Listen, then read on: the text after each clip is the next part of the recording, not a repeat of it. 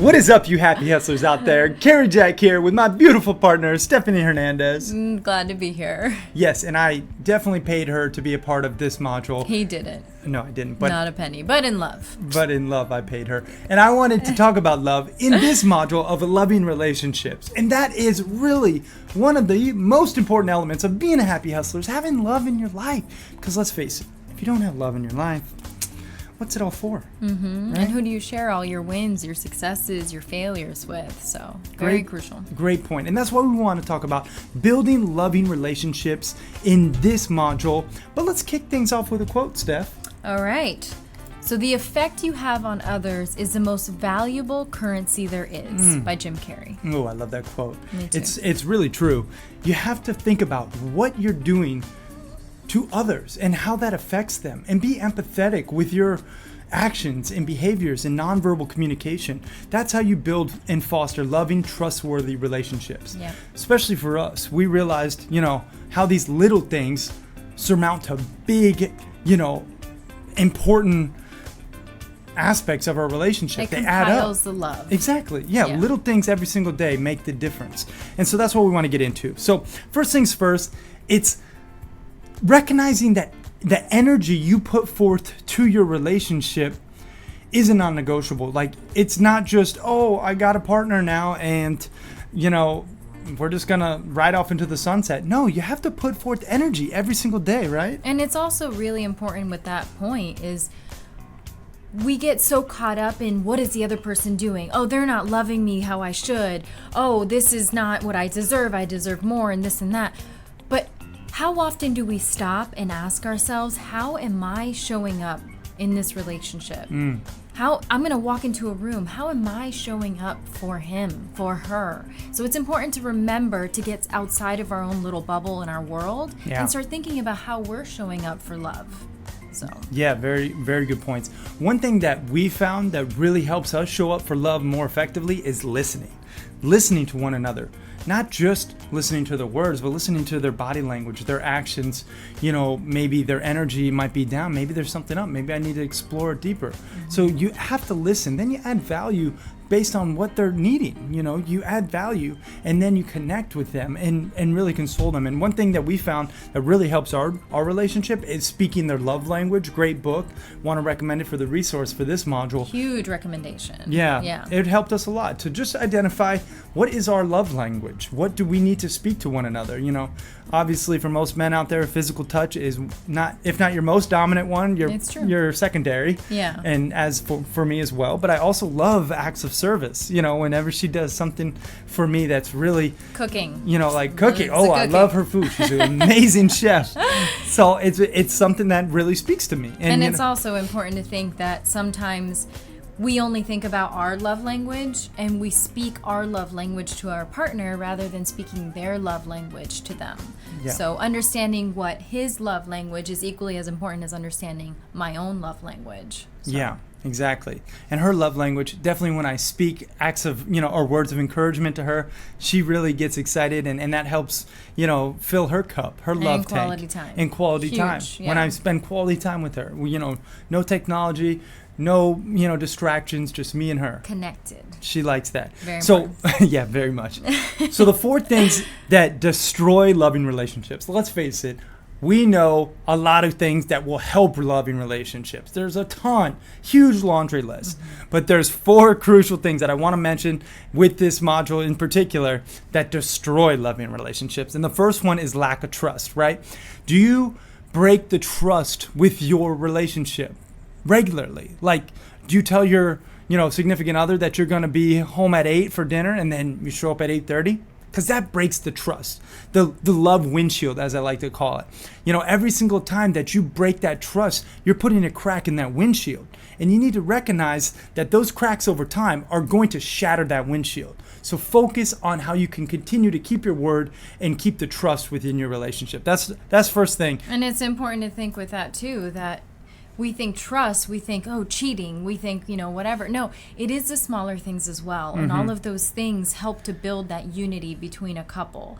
And the lack of trust, even in the smallest, component, is what starts to kind of tear you guys apart little by little. For sure. Over time, it definitely will. So, great point there. Let's get into the second thing that destroys loving relationships. You got this? The second one is actually huge. It's disrespect. So even in our friendships, in relationships outside of just our partnership and our love relationship, it's important to keep a level of respect between each other. Make the other person feel seen, feel valued, feel heard. Yep. Yeah, you have to have respect. That old saying, do as one to others as you would want to do to yourself.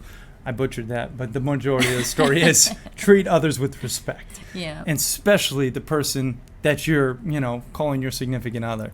It is sometimes the person that we take for granted the most, and oftentimes the one that we disrespect with the most hurtful things.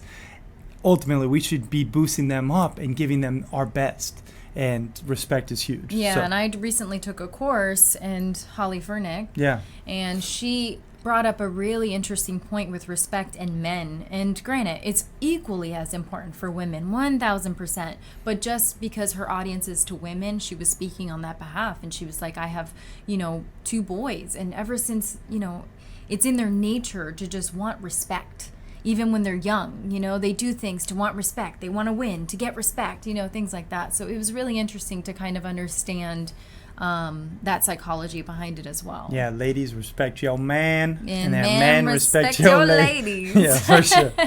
Huge, yeah. Third thing that destroys loving relationships, and that is criticism and judgment. I mean, this one, let's face it, we all worry about our significant other and what they're doing or not doing rather than focusing on ourselves, right? And we'll judge them till we're blue in the face, but we won't, necessarily look into the mirror and own our own shit and take accountability. Yep. And that's really one of these things that we see destroying loving relationships more than most, especially in our own. I, grew up in a very critical household, not to mention any names, Dan, but he was super critical. Everything had to be on point. Do it the right way. Do it this way.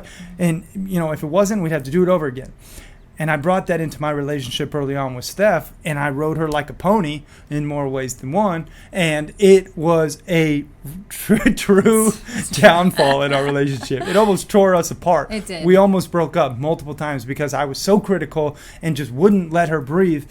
It had to be done my way or the highway. And it is not the way to go, guys. And it made me feel like I was being shaped into this person that he needed me to be. And it's really important when you encounter or you reach a mature relationship with yourself and with your partner, you start realizing that it's about accepting them and how they choose to show up in this world. It's not my experience, my journey. I have the pleasure of soaring alongside of him. But it is his journey ultimately, so I need to respect and honor that. And that's really crucial. And not to mention that I grew up in a household of encouragement.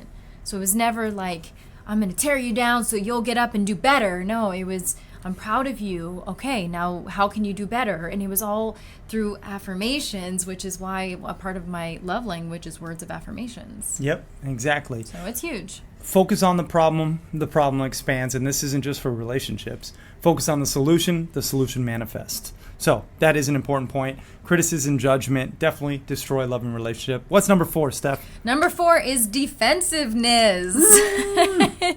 And I am guilty of that. 1,000%. I get really, really defensive. Yeah. And it goes back to a lot of the triggers that I have. So I have to show up and think, okay, something spiked up in me. He said something to me, and automatically I put my shield up and I'm on guard, and all of a sudden we are on different teams fighting each other. It's not, we are no longer fighting with each other. Yeah. Right? On one team. So I have to take a step back and think, okay, why is this a trigger for me? So it's about constantly being self-aware as well. Yeah, great points there. So just to review, the 4 things that destroy loving relationships: lack of trust, disrespect, criticism, judgment, and defensiveness. If you're doing any of those things in your relationship, cut it out. or else you're not going to have a loving relationship. At least be aware of it, because we're all human. We're not perfect. At least be aware. Something we wanted to mention, too, is we have this 90-10 principle within our relationship. Mm-hmm. And we really focus on having 90% of our relationship, 90% of the days, 90% of the moments full of love. 10% not. So if you right now are out of balance, or maybe you're 80-20, or maybe you're 70-30, or maybe you're 60-40, you need to reevaluate. Is this the relationship that you want? Maybe it's not. If it's not repairable, then you might need to exit. If it is repairable, well then, take accountability and make those love steps happen every single day.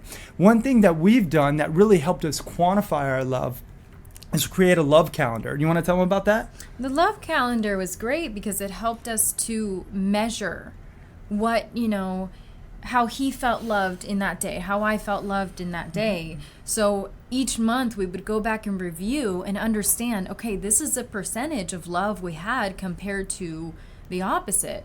So we were able to better manage our relationship by measuring it. It was really wonderful. And he brought that idea to the table. And at first I was like, oh, it's tedious, whatever. No, it was one of the best things we did. Yeah. So just to be clear, very quickly, I'll run through the exercise and then I'll give you an example in the coursework below. But essentially, you're going to buy a calendar. It can be a whiteboard calendar or it can be just a paper calendar. We're big fans of the whiteboards. Yeah. So then you reuse it. You basically, each and every day, go into bed with your partner, you ask them, was it a love day or was it not? If it was a love day, it means it's 5 or above. And the scale is 1 to 10. So if it's 5 or above, it was a love day. You ask Steph, hey, what was the day for you today? My day was an 8. 8, great. Mine was not so great, but it's still a love day. It was a 6. So we take the average of those two scores and we make it a 7, right?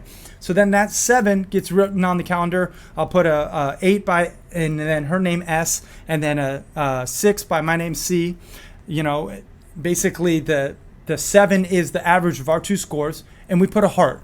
That day was a love day. Then the next day, maybe it wasn't a love day. She had a 3, I had a 5, it was a 4. Then we'll put an X. Then by the end of those 30 days, or if it's 31 days, depends on the month, you basically then know how many days of the month were full of love and how many were not. And we also take time at the end of that month and sit down and we have our bear talks. Well, every week, Sundays. Every week, every Sunday. But at the end of the month, we definitely have one. Yep. And that's where we really understand, okay, hey, this month was a 70%.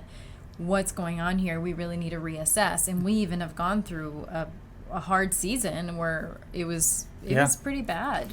And it's just about, reassessing. What do we need to do? What else do we need to incorporate? What makes you unhappy? Yeah. What made you get this 4 on that day? And you can even ask that on a nightly basis if you have. Take 10 minutes to communicate. Yeah, honestly. Sure. For sure.